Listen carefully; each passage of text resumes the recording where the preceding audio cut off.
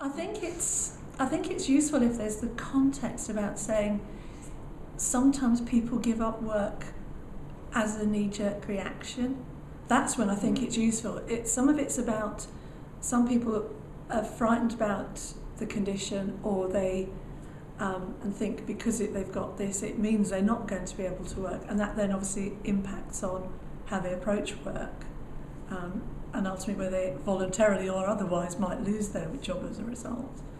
And I think that's part of it. There is a bit of context about people making decisions to give up work when they don't necessarily need to, but it's also people not knowing what help they can get leads to them giving up work because they think nothing can be done, there is no alternative. And very often there are quite simple things that can be put in place, not high tech, not complicated, expensive stuff, but quite simple things that make a big difference and enable people to stay at work for longer.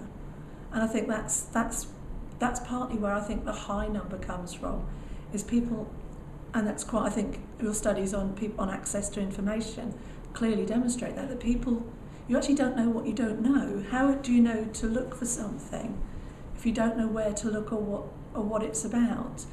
And often a lot of things related, if you like, to disability often have an image of someone in a wheelchair. Well, actually, if you're not in a wheelchair, why would you associate that information with you?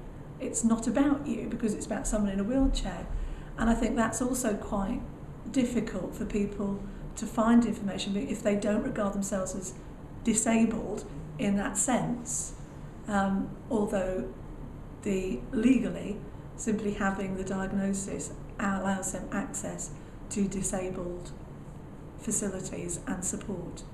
So does that, and I think that's what the figure is actually, some of that figure is about people losing work when they don't need to, as well as people who obviously do have to give up work.